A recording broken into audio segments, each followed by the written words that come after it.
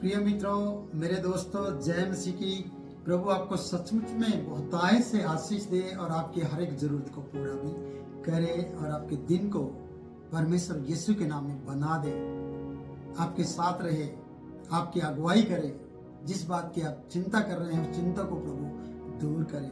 आइए हम परमेश्वर के वचन को पढ़ते हैं, मरकुस की किताब और उसका 4 अध्याय और उसके 26 पद से। प्रियो, ये भी एक दृष्टांत है और दृष्टांत इस प्रकार से है। फिर उसने कहा, परमेश्वर का राज्य ऐसा है जैसे कोई मनुष्य भूमि पर बीज छांटे या छींटे या फेंके। इस तरीके से है परमेश्वर का राज्य कि कोई मनुष्य बीज को बोए। और वचन बताता है, 27 वचन बताता है, और रात को सोए। वो व्यक्ति बीज बोए और सोए और दिन को जागे। बीज बोए और रात को सोए और दिन को जागे, और बीज ऐसे उगे और बड़े की वह ना जाने। कौन? बीज बोने वाला इस बात को ना जाने, मैंने दिन में बीज बोया शाम को और मैं रात को सोया, और जब मैं दिन को उठा और जब मैंने बीज को देखा तो वो उग गया। और ये कैसे उग गया, ये कैसे बढ़ा, ये कैसे उगा, इसके बारे में बीज बोने वाला अच्छी तरह नहीं जान पाया। ये कैसे हुआ? परमेश्वर का राज्य ऐसा है प्रियो, आपको पता भी नहीं चलेगा कि परमेश्वर का राज्य कब आपके अंदर आ गया। आपको मालूम ही नहीं होगा कि आप प्रार्थना कर रहे हैं और प्रभु के साथ पवित्रता का जीवन जी रहे हैं। आप आराधना करते हैं, आप वचन पढ़ते हैं, आप लोगों की मदद करते हैं, आप लोगों के साथ एक अच्छा रिश्ता जीते हैं। बुराई, लड़ाई झड़ाई, झगड़े, चुगली, बुराई सब आपसे दूर चली गई है और आपको पता भी नहीं चला। और आप कब परमेश्वर के साथ ऐसा रिश्ता जीने लगे आपको पता नहीं चला, और परमेश्वर की आशीष आपके पास आ गई, आपको तब पता चला। वचन बता रहे कि और रात को सोए और दिन को जागे, और बीज ऐसे उगे और बड़े, उगे भी और बड़े भी, और वह ना जाने। बस रात में परमेश्वर ने ऐसा कार्य कर दिया कि वो बीज बोया था और रात को मैं सोया था और सवेरे जागा था, तब बीज ऐसे उगा और ऐसे बढ़ा कि जान नहीं पाया ये कैसे हो गया। और आगे लिखा है 28 पद, पृथ्वी आपसे आप फल लाती है। बीज को हम देखते हैं कि बीज की जो प्रक्रिया है पृथ्वी ने की, क्योंकि बीज को भूमि चाहिए थी और भूमि को बीज चाहिए था। बीज ने कुछ नहीं किया, भूमि ने उसे पुष्ट किया, भूमि ने उसे बढ़ाया, भूमि ने उसे उगाया, भूमि ने उसे फल दिए, क्योंकि वो भूमि के अंदर था। आज अगर अपने बीज को आप भूमि में डालते हैं तो वो उगेगा, पर आप नहीं जानते कैसे हुआ, किस तरीके से ये उग गया, किस तरीके से बढ़ गया, किस तरीके से फल लाया, आप नहीं जानते। पृथ्वी आपसे आप फल लाती है, और पहले अंकुर और तब बाल, अंकुर छोटा सा, फिर बाल, और तब बालें भी तैयार, बालों में तैयार दाना। अंकुर, फिर बाल लंबी जिसमें दाने का आकार लगा हो, फिर उसके अंदर दाना और तैयार दाना, ऐसा लिखा है। सब कुछ तैयार हो जाता है। ये किसने किया? पृथ्वी के अंदर की जो ताकत है, अच्छी भूमि की जो पावर है, ताकत है, जो मिट्टी है, उसने ऐसा किया। और ये ना जाने कैसे हुआ, वचन ये बता जैसे परमेश्वर के वचन में भजन संहिता में हम पढ़ते हैं। फिर मैं आपको बताना चाहूंगा कौन सा भजन संहिता है। भजन संहिता को हम देखते हैं, मैं जल्दी से आपको बता देता हूं। भजन संहिता 126, जब यहोवा सिय्योन से लौटाने वाले को लौटा ले आया, तब हम स्वप्न से देखने वाले हो गए। स्वप्न देखने वाले से हो गया, ऐसा लिखा है। जब वो यहोवा मिस्र से हमें लौटाने वाले को लौटा ले आया, ऐसा लिखा है।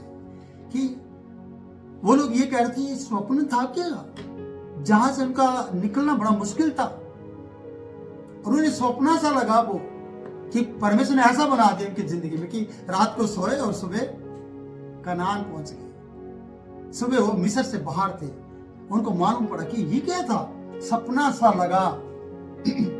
ऐसा लिखा है, वचन बता रहा है। क्या आप नहीं समझ पा रहे कि परमेश्वर कैसे, किस तरीके से काम करता है? पृथ्वी अपने आप से फल लाती है और पहले अंकुर को उत्पन्न करती है, फिर बाल बनाती है, फिर बाल में दाना तैयार कर देती है। और उसके बाद क्या होता है? सोचिए, देखिए, फिर क्या होता है? जिसने बीज बोया वो नहीं जानता था क्या होगा, बस उसने देखा, अरे ये हो गया, कमाल हो गया। उसके बाद उसने तुरंत देखा, और जब दाना पक जाता है, चलेगा, परंतु जब दाना पक जाता है, तुरंत तो नहीं किया, दाना जब पक जाता है तब वह तुरंत हास्या लगाता है, दरांती लगाता है तुरंत, क्योंकि कटनी आ पहुंची है। देखना, ये सारा प्रोसीजर रातों रात होकर उसने सारे नजारे को देखा, और जब दाना पक गया तो उसने तुरंत अपने दराती को लिया और उसे काट कर इकट्ठा कर लिया, क्योंकि कटनी आ पहुंची है। स्वर्ग के राज्य की कटनी भी ऐसी है।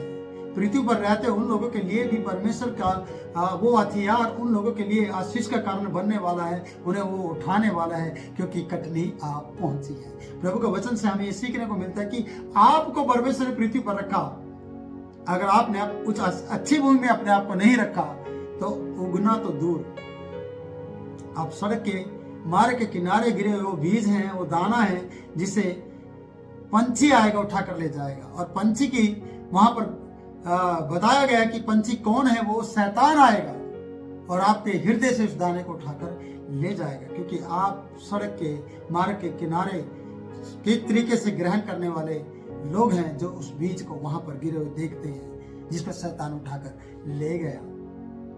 प्रियो, इसी 4 अध्याय की बहुत सी बातों को हमने, इस दृष्टांतों को देखा है। उसका लिंक इस वीडियो को डिस्क्रिप्शन में मैं दे दूंगा, आप उसको देखिएगा। एक से एक वीडियो आपको मिलती जाएगी। दाना पक गया है।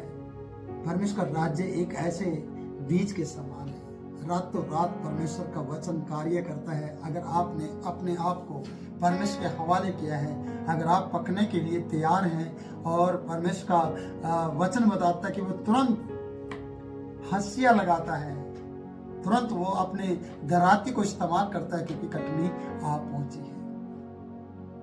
वो तैयार कर लेता अपने हथियारों को। जब हमारे बुजुर्ग, मेरे माता पिता कटनी काटने जाते थे प्रियो, तो एक दिन पहले या 2-3 दिन पहले वो लोग जाकर बाजार में अपनी उन दरातियों को, परिवार के सदस्य के अनुसार, हमारे घर में कम से कम 8 दराती होती थी, जिसमें से कम 5 लोग ये कार्य करते थे, और उनको 8 दरातियों को पहना कराना होता था, जिसमें दरांते निकालने होते थे, और उनको पहना करके नए तरीके से बनाना होता था, और फिर कटनी को काटने के लिए उसको इस्तेमाल करते थे। उसी प्रकार परमेश्वर आंसुआ लगाता है, तैयार करता है प्रियो, क्योंकि कटनी आ पहुंची है। आपके जीवन में भी परमेश्वर की वो आशीष और वो समय आ गया है कि आपको प्रभु की उस खाते में इकट्ठा होने की जरूरत है, जहां परमेश्वर चाहता है कि आपको वहां पर रखा जाए। पर आप अगर रातों रात परमेश्वर की उन आशीषों को जानते हैं, पाते हैं, तो आपके जीवन में वो फल, वो अंकुर दिखाई देगा, वो फल दिखाई देगा, वो बाल दिखाई देगी, और वो बाल में दाना दिखाई देगा, और मालिक को तुरंत पता लगेगा कि अरे कैसे हुआ, अरे इसको भूमि ने किया, अच्छी भूमि के इस बीज का साथ भूमि ने दिया, और किसने बढ़ाया? परमेश्वर ने। और परमेश्वर रातों रात आपको खड़ा कर देगा। आपको लगेगा स्वप्न, बोने वाले को भी लगेगा स्वप्न, पर यह स्वप्न नहीं है। स्वप्न देखने वाले को कभी भी वो चीज हासिल नहीं हुई जिन्होंने सपना देखा, पर जिन्होंने सपने को हकीकत में बदलने के लिए प्रार्थना की, वो हकीकत में हो गया। आज आप इस उदाहरण को देखिए कि परमेश्वर का राज्य ऐसे मनुष्य के समान है, भूमि पर बीज को सींचे और वो रात को सोए और दिन को जागे, और वो बीज ऐसे उगे और बड़े कि वो ना जाने। कई बार आप उन आशीषों के बारे में, उन चीजों को नहीं जानते जो परमेश्वर ने आपके लिए रखी है।